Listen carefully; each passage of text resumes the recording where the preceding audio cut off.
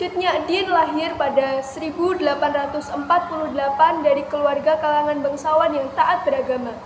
Ayahnya bernama Teku Nantasutia, seorang ule balang. Beliau mendapatkan pendidikan agama dan rumah tangga yang baik dari kedua orang tua dan para guru agama. Semua ini membentuk kepribadian beliau yang memiliki sifat tabah, teguh pendirian, dan tawakal. Seperti umumnya di masa itu, beliau menikah di usia muda dengan Teku Ibrahim Langa.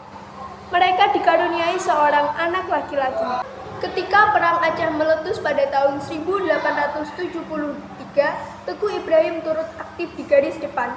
Cut Nyak Dien selalu memberikan dukungannya dan dorongan semangat. Semangat juang dan perlawanan Cut Nyak Dien bertambah kuat saat Belanda membakar Masjid Besar Aceh. Dengan semangat yang menyala, beliau mengajak seluruh rakyat Aceh untuk terus berjuang. Saat Teku Ibrahim gugur, di tengah kesedihan, Cut Nyak Dien bertambah kuat saat Belanda membakar Masjid Besar Aceh. Dengan semangat menyala, beliau mengajak seluruh rakyat Aceh untuk terus berjuang. Saat Teku Ibrahim gugur, di tengah kesedihan, beliau bertekad untuk meneruskan perjuangan. 2 tahun setelah kematian suami pertamanya, tepatnya pada tahun 1880, Cut Nyak Dien menikah lagi dengan Teku Umar. Seperti Teku Ibrahim, Teku Umar adalah pejuang kemerdekaan yang hebat. Sebagai pemimpin yang cerdik, Teku Umar pernah mengecoh Belanda dengan berpura-pura bekerjasama pada tahun 1893. Sebelum kemudian kembali memeranginya dengan membawa lari senjata dan perlengkapan perang lain. Namun dalam pertempuran di Mulabuh tanggal 11 Februari 1899, Teku Umar gugur. Sejak sepeninggalnya Teku Umar, selama 6 tahun Cut Nyak Dien mengatur serangan besar-besaran terhadap beberapa kedudukan Belanda.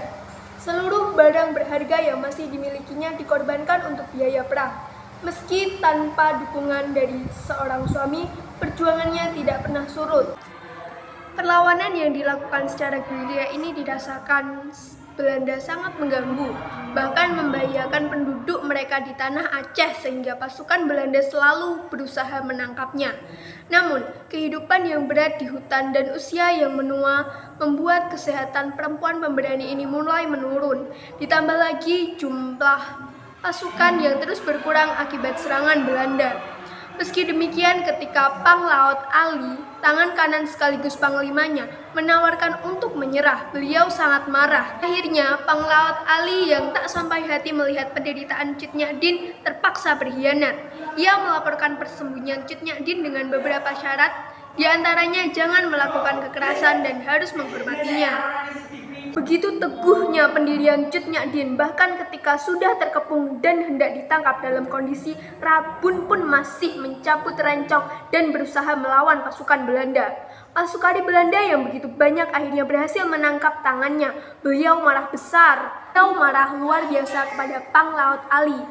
Namun walaupun dalam tawanan, Cut Nyak Dien masih terus melakukan kontak dengan para pejuang yang belum tunduk. Tindakannya itu kembali membuat pihak Belanda berang, sehingga akhirnya dibuang ke Sumedang, Jawa Barat pada 11 Desember 1906. Cut Nyak Dien yang tiba dalam kondisi lusuh dengan tangan tak lepas memegang tasbih ini tidak dikenal sebagian besar penduduk Sumedang.